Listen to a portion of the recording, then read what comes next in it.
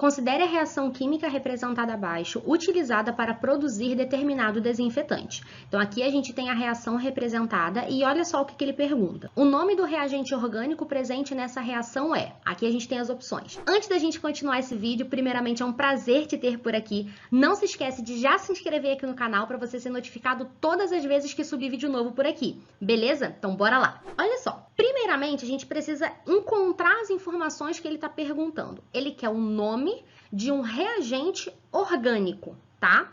Então, primeiro, se é reagente, vamos primeiro localizar essa informação. Se é um reagente, ele está na parte anterior à seta, tá bom? Dessa maneira como essa reação está escrita aqui, é uma reação que tanto vai quanto volta, né? É uma reação que a gente chama de reação reversível, mas quando ele coloca nessa disposição, ele está se referindo ao reagente, àqueles que estão antes da seta, tá? E quando ele fala reagente orgânico, repara que a gente tem dois aqui. Ele está delimitando que é esse primeiro cara aqui que ele quer o nome. Por quê?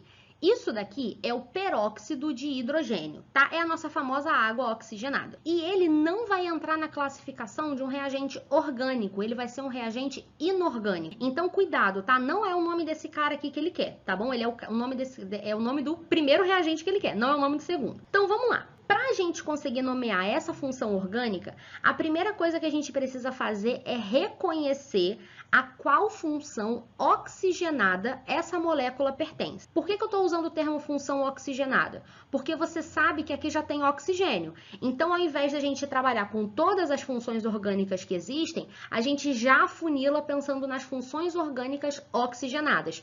Isso já vai excluir amina, já exclui amida e outras por aí, tá bom? Então, a gente fica com um leque um pouco menor. A gente tem opções como álcool, como cetona, aldeído, ácido carboxílico, éter, éster, e mais ou menos são esses os conhecidos, tá? Então, olha só, vamos analisar o que a gente tem aqui no reagente. A gente tem uma fórmula em bastão, e você sabe que toda fórmula em bastão, cada vértice, cada quina, representa um carbono. Então, aqui toda extremidade também, né? Obviamente, quando a gente não tem nenhum átomo diferente ali. Então, aqui você tem um carbono e aqui você tem um carbono. Aqui tem carbono? Não, não tem carbono. Por que que não tem carbono?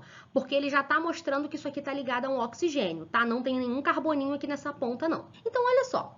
Olhando para esse carbono aqui, esse carbono está ligado duplamente, tá fazendo uma ligação dupla com um oxigênio. Aí você já acende o alerta pensando o seguinte: quando eu tenho um carbono ligado duplamente a um oxigênio, eu tenho uma carbonila, ok? Carbonila. Então, isso aqui já me indica algumas, já reduz, na verdade, para algumas funções orgânicas oxigenadas. Isso daqui já exclui, por exemplo, ser um álcool. Por quê? Porque quando a gente tem um álcool, a gente precisa que a nossa estrutura tenha apenas o carbono ligado a um OH. Ah, Larissa, mas tem o OH ali. Calma que eu não cheguei lá, você aguente seu coração. Então, olha só, esse carbono ligado duplamente ao oxigênio é uma carbonila. Ok, guarda essa informação no seu coração. Agora, esse mesmo carbono única e exclusivamente ligado a OH, ligado a isso daqui, é uma hidroxila, que é o que a gente chama OH, e isso daqui dá pra gente uma outra informação.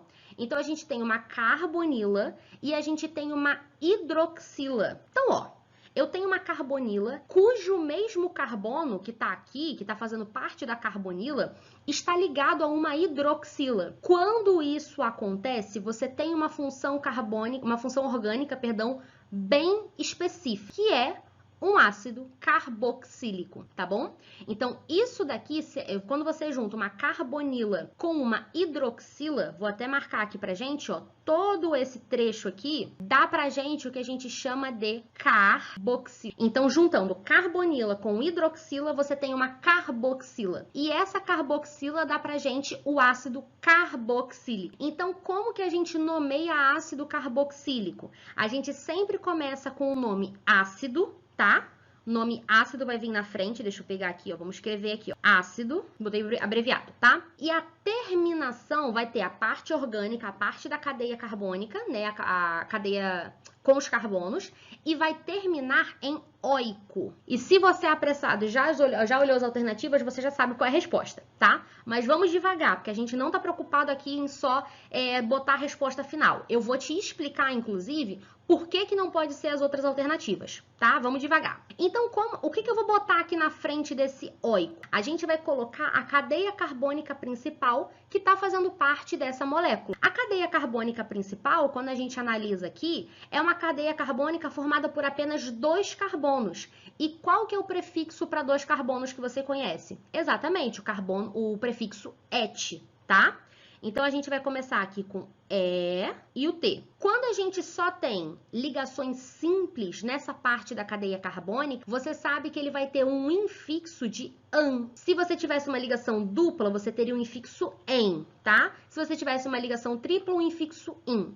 Então, aqui você já tem exatamente o nome da sua estrutura. Aqui a gente não tem nada pendurado, não tem nenhum outro cara ali que pode dar problema em nome pra gente. Então, a nossa molécula é o ácido etanoico. Então, você já sabe que a nossa alternativa é a alternativa C, ok?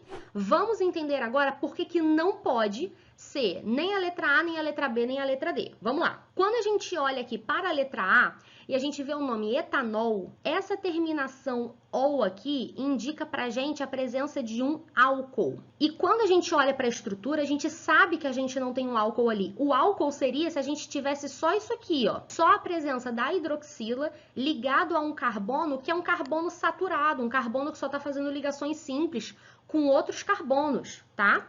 Então, a gente não tem um álcool, então é por isso que a gente não tem o nome etanol sendo possível para esse reagente. Quando a gente fala de propanona, quando a gente tem a terminação ona aqui, a gente tem a presença de uma cetona. E isso seria, em parte, verdadeiro se a gente só olhasse para essa dupla com esse carbono. Quando você tem um carbono que está fazendo dupla ligação com o oxigênio, e esse é um carbono secundário, ou seja, ele está ligado a 2 outros carbonos, além da dupla ligação com o oxigênio, você tem a possibilidade de você ter uma cetona. Porém, como esse carbono aqui, que está na carbonila, também está ligado a um OH, a uma hidroxila, a gente não tem a presença de uma cetona aqui. Tudo bem? É por isso que não pode ser a letra B. E quando a gente fala de propanoato de metila, a gente está falando de um éster.